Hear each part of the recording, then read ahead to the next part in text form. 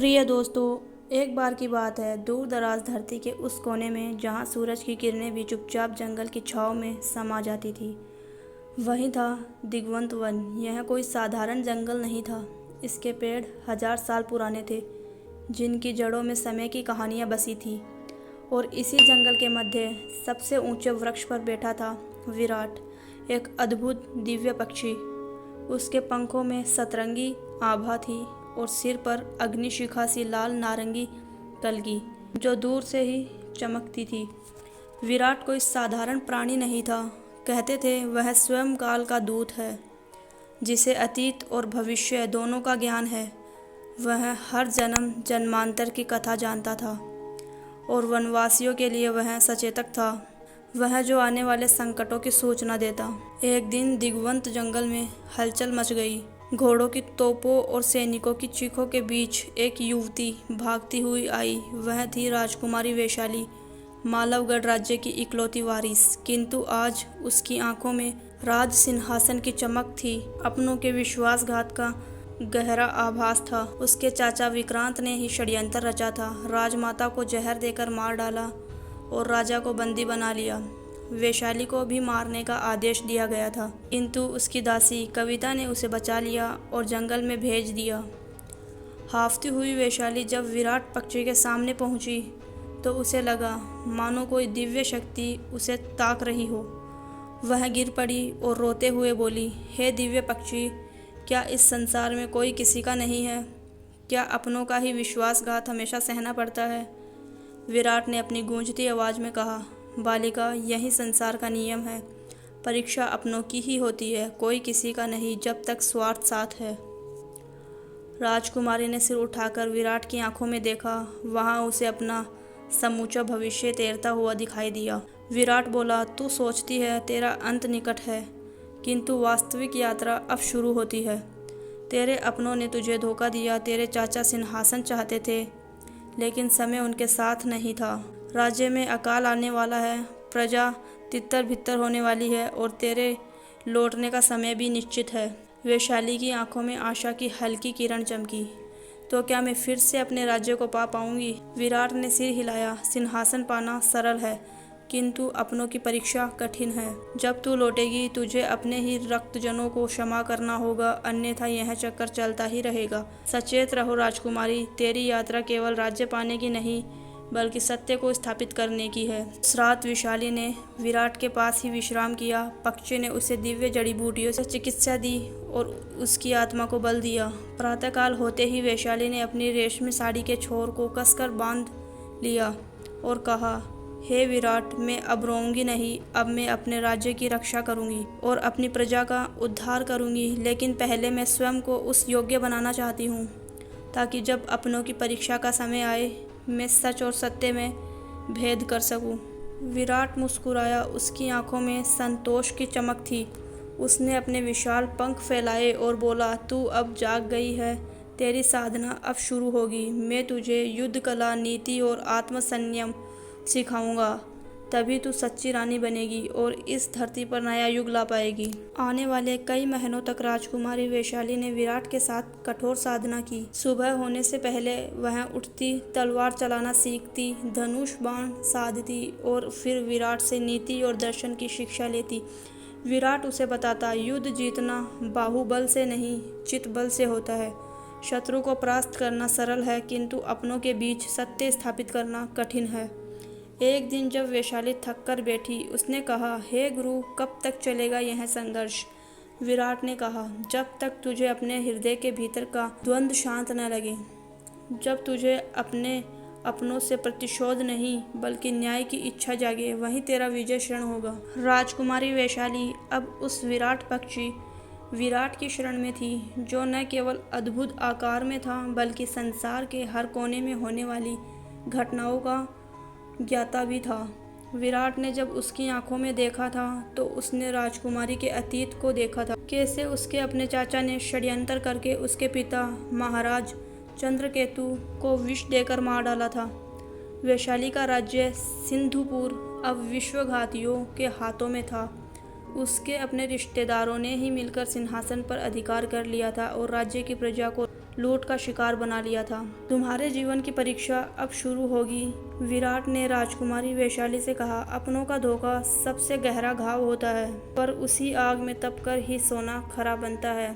मैं तुम्हें न केवल शक्ति दूंगा बल्कि तुम्हें आने वाले संकटों से पहले सचेत भी करूंगा। वैशाली ने प्रण लिया, जब तक मैं अपने राज्य को वापस नहीं पाऊंगी और अपने पिता की हत्या का प्रतिशोध नहीं ले लूंगी, तब तक चैन की सांस नहीं लूंगी। विराट ने फिर भविष्य देखा। 3 वर्ष बाद आकाश में लाल नक्षत्र उदय हुआ। वह दिन तुम्हारे युद्ध का दिन होगा, परंतु इससे पहले तुम्हें 7 राज्यों में जाकर साथियों को खोजना होगा, क्योंकि अकेले युद्ध नहीं जीता जाता। वैशाली ने अपने सरल राजश्री वस्त्र त्याग कर एक साधारण योद्धा का रूप धारण कर लिया। विराट ने आशीर्वाद से उसे आत्मरक्षा, तलवारबाजी और रणनीति का प्रशिक्षण शुरू किया। जंगल में नदियों के किनारे विराट के विशाल पंखों की छाया वैशाली दिन रात साधना करती थी।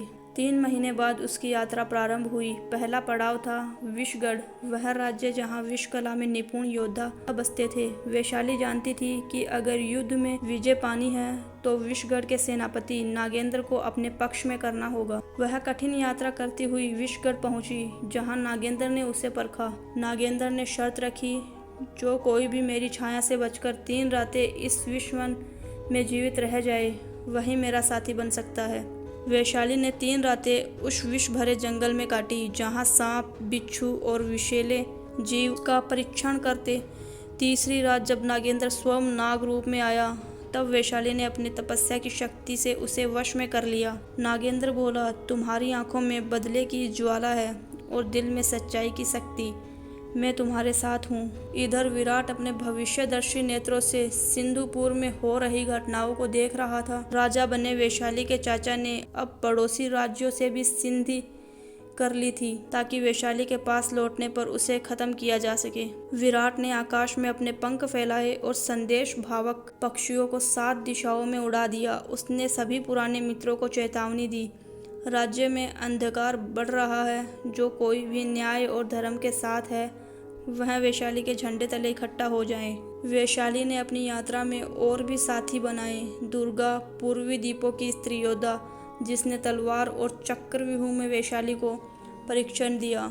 विभान, उत्तरी पर्वतों का धनुर्धर, जो अपने तीरों से हवा को चीर सकता था। ऋषिकेशप, जिन्होंने उसे युद्ध नीति के साथ साथ मनोबल मजबूत करने की विद्या दी। परंतु इसी यात्रा में वैशाली को एक गहरा विश्वासघात भी झेलना पड़ा। उसका बचपन का मित्र अर्जुन, जिससे उससे गुप्त रूप से प्रेम था, राज्य की सत्ता से लोभ में उसके चाचा के पक्ष में चला गया था। अर्जुन ने वैशाली की योजनाओं की जानकारी दुश्मनों तक पहुंचा दी थी। खबर जब विराट तक पहुंची तो उसने वैशाली को सावधान किया, अपनों की परीक्षा यही है। धोखा और साथ का भेद अब तुम्हें स्वयं समझना होगा। अर्जुन का दिल अब लोभ में डूब चुका है, उसे छोड़ो और केवल अपने धर्मपथ पर चलो। वैशाली की आंखों में आंसू, पर अब उसका हृदय पत्थर सा दृढ़ था।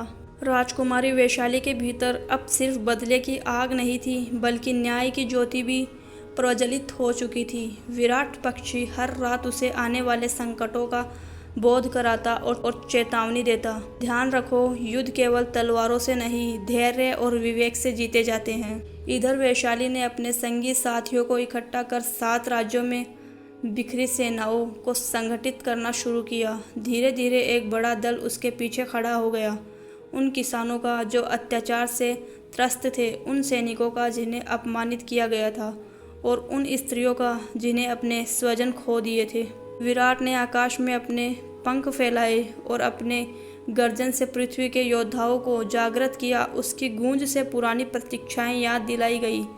यह युद्ध केवल एक सिंहासन के लिए नहीं, बल्कि उस सत्य के लिए है जिसे अपनों ने धोखा दिया है। वैशाली को जब अपने बचपन के प्रिय मित्र अर्जुन के विश्वासघात का सच सामने आया तो उसका दिल टूटा। उसने विराट से पूछा, क्या प्रेम भी छल हो सकता है?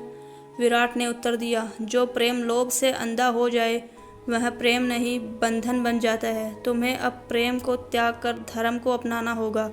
अर्जुन अब अपने स्वार्थ में डूब चुका है। इधर अर्जुन, जो वैशाली की योजनाओं को चाचा के दरबार में प्रकट कर चुका था, धीरे धीरे अपराध बोध में डूबने लगा। उसके भीतर द्वंद्व मच गया, प्रेम और सत्ता का लोभ प्रेम और सत्ता के लोभ का। अंततः उसने निश्चय किया कि वह अंतिम युद्ध में वैशाली से आमने सामने युद्ध करेगा। आखिरकार वह दिन आ पहुंचा जब आकाश में लाल नक्षत्र चमक उठा, जैसा विराट ने कहा था। यह संकेत था कि महायुद्ध का समय आ गया है। वैशाली की सेना अब बड़ी बन चुकी थी। नागेंद्र विश्वगढ़ की सेना के साथ, दुर्गा पूर्वी द्वीपों की सेना के साथ, विभान उत्तर की धनुधारी सेना के साथ और अन्य योद्धा भी युद्ध भूमि में उतरने को तैयार थे। सिंधपुर की सीमाओं पर जब वैशाली का झंडा फहराया गया तो राज्य के अत्याचारियों में भय की लहर दौड़ गई। विराट ने चेतावनी दी, सावधान रहो वैशाली, युद्ध के मैदान में केवल दुश्मन नहीं होंगे, कई नकली मित्र भी होंगे। इस परीक्षा में तुम्हें धोखा और साथ का फर्क खुद पहचानना होगा। युद्ध के पहले दिन वैशाली ने अपनी तलवार आसमान की ओर उठाई और घोषणा की, यह युद्ध मेरे अपनों के धोखे के विरुद्ध है और सत्य के पुनः स्थापित होने के लिए है। जो कोई भी धर्म के साथ है वह मेरे पीछे चले। हजारों सेनाएं उसकी पुकार पर गरजी। उधर अर्जुन ने भी अपने सैनिकों के साथ युद्ध की घोषणा की। चाचा के षड्यंत्रकारी मंत्री भी युद्ध भूमि में अपने पुरुष सेनापतियों के साथ आ गए। युद्ध का मैदान धूल, रक्त और चीखों से गूंज उठा। धनुष टूटे, तलवार खनक उठी और वीरों की जय जयकार भी गूंजने लगी। युद्ध के तीसरे दिन वैशाली और अर्जुन आमने सामने आए। दोनों की आंखों में आंसू थे पर तलवारें उठी हुई थी। वैशाली बोली, अर्जुन, प्रेम में विश्वास था पर तुमने विश्वासघात किया। आज मैं अपने राज्य के लिए तुम्हें हराऊंगी। अर्जुन कांपा और बोला, मैंने भूल की पर अब लौट नहीं सकता। चलो इसी युद्ध में अंतिम फैसला हो जाएगा। दोनों में भीषण युद्ध हुआ। अर्जुन के वार तेज थे पर वैशाली के भीतर विराट के आशीर्वाद और तप की शक्ति थी। अंततः वैशाली ने अर्जुन की तलवार गिरा दी। अर्जुन रो पड़ा, मार डालो मुझे, पर वैशाली ने तलवार पीछे खींच ली और कहा, धर्म यह नहीं सिखाता, जाओ अपने अपराधों का पश्चाताप करो।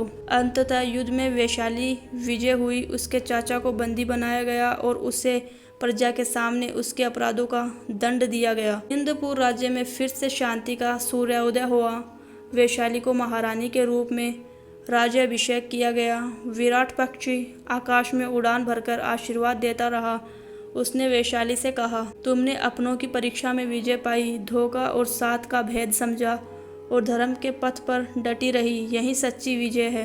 वैशाली ने सिंहासन पर बैठते हुए प्रण लिया कि अब राज्य में कभी अन्याय नहीं होगा। कई वर्ष बाद भी विराट वैशाली के पास आता रहा, उसे समय समय पर चेतावनी देता रहा, क्योंकि जीवन में अपनों की परीक्षा एक बार नहीं बार बार होती है। कहानी यही सिखाती है, कोई किसी का नहीं होता जब तक वह समय की कसौटी पर खरा न उतरे। अपनों का साथ और धोखा, यही जीवन का असली युद्ध है। राजकुमारी वैशाली अब महारानी वैशाली बन चुकी थी, लेकिन विराट पक्षी ने उसे पहले ही चेताया था। राज सिंहासन पर बैठना तो आसान है पर उस पर टिके रहना कठिन है, क्योंकि अपनों के धोखे की परीक्षा अभी भी बाकी है। राज्य में भले ही शांति लौट आई थी, लेकिन भीतर ही भीतर कुछ पुरानी शक्तियां अपना सिर उठाने लगी थी। चाचा का बचा खुचा गुट, कुछ स्वार्थी सामंतन और प्रजा राजाओं की संतानें सब मिलकर षड्यंत्र रचना शुरू कर चुके थे। इधर वैशाली के मंत्रीगण भी दो धड़ों में बट गए, एक जो महारानी के साथ था और दूसरा जो सत्ता हथियाने का सपना देख रहा था। एक रात वैशाली राजमहल की छत पर खड़ी थी जब आकाश में चमकती हुई रोशनी के साथ विराट पक्षी प्रकट हुआ। उसकी आंखें गहरे नीले रंग की थी और पंखों में स्वर्ण आभा फैल रही थी। विराट बोला, महारानी, युद्ध जीतना पहला चरण था, अब तुम्हें अपने ही मंत्रियों और अपनों के छल से सावधान रहना होगा। दक्षिण से एक नई शक्ति उठेगी जो तुम्हारे राज्य को चुनौती देगी। वैशाली चौंक उठी। क्या फिर युद्ध होगा? विराट ने कहा, हाँ, लेकिन यह युद्ध तलवारों से नहीं, राजनीति और बुद्धि से होगा और यह परीक्षा पहले से कठिन होगी। कुछ महीनों बाद विराट की भविष्यवाणी सच निकली। सिंधुपुर राज्य के दक्षिणी इलाके में रुद्रसेन नामक राजा के विरोध का झंडा बुलंद कर दिया। रुद्रसेन ने यह प्रचारित किया कि वैशाली स्त्री होकर शासन करने के योग्य नहीं है। उसने कहा, यह राज्य वीर पुरुषों का है और हम इसे वापस लेंगे। इधर वैशाली के ही मंत्री विभान ने रुद्रसेन से गुप्त संधि कर ली और राजकोष से सोना चुराकर उसे भेजना शुरू कर दिया। महारानी वैशाली को जब यह खबर मिली तो उसका हृदय द्रवित हो गया। उसने विराट से फिर सलाह ली। विराट बोला, यह समय कठोर बनने का है। अब तुम्हें विश्वासघातियों को दंड देना ही होगा, चाहे वह अपने ही क्यों न हो। वैशाली ने एक विशेष सभा बुलाई जिसमें विभान मंत्री को कटघरे में खड़ा किया। सारे दरबारी चुप थे। वैशाली गर्जी, जो अपने राज्य के खजाने को दुष्टों के हाथ में दे वह विश्वासघाती है, उसे क्षमा नहीं मिलेगी। विभान ने माफ़ी मांगी पर वैशाली ने उसे जेल में डाल दिया और सारी संपत्ति राजकोष में वापस जमा कराई। यह निर्णय प्रजा में वैशाली की दृढ़ता का प्रमाण बन गया, लेकिन अपनों के बीच एक बार फिर असंतोष की लहर फैल गई। रुद्रसेन ने अपनी सेना बढ़ा ली थी। वह अब सिंधपुर की सीमाओं पर आ गया था। उसके पास घुड़सवार सेना, हाथी दल और धनुर्धारी योद्धा थे। वैशाली ने फिर से अपनी सेनाओं को एकत्रित किया, लेकिन इस बार विराट पक्षी ने उसे एक नई रणनीति बताई। सीधे युद्ध नहीं, पहले शत्रु की सेना को भीतर से तोड़ो, उसके विश्वास पात्रों को अपने पक्ष में करो। वैशाली ने अपने गुप्तचर दल को रुद्रसेन के शिविर में भेजा और कई योद्धाओं को अपनी ओर मिला लिया। 3 माह की गुप्त योजना के बाद युद्ध हुआ, जिसमें रुद्रसेन की सेना बिखर गई और वह बंदी बना लिया गया। रुद्रसेन को वैशाली के दरबार में लाया गया। सबने कहा कि उसे मृत्यु दंड दिया जाए, लेकिन वैशाली ने विराट के बताए अनुसार धर्म का पालन किया और कहा, जो पराजित हो चुका है उसे दंड नहीं, दया चाहिए। मैं रुद्रसेन को क्षमा करती हूँ, पर उसके राज्य को सिंधुपुर में मिला लिया जाएगा। प्रजा ने जय जयकार की। यह निर्णय वैशाली के चरित्र को और महान बना गया। कई वर्षों तक सिंधपुर राज्य में शांति बनी रही। वैशाली ने नए नियम लागू किए, स्त्रियों को शिक्षा दी, किसानों को कर में छूट दी और न्यायपालिका को स्वतंत्र किया। विराट पक्षी ने एक दिन वैशाली से कहा, तुमने अब सारे संघर्ष पार कर लिए हैं, अब समय है कि मैं तुम्हें अंतिम रहस्य बताऊं। मैं केवल पक्षी नहीं, देवदूत हूँ जिसे ब्रह्मा ने तुम्हारी रक्षा के लिए भेजा था। वैशाली भावुक हो गई और बोली, तुम मेरे जीवन के सबसे बड़े गुरु रहे हो। विराट ने आकाश में उड़ान भरी और बोला, अब तुम्हें स्वयं सब कुछ संभालना होगा। मेरी यात्रा पूर्ण हुई।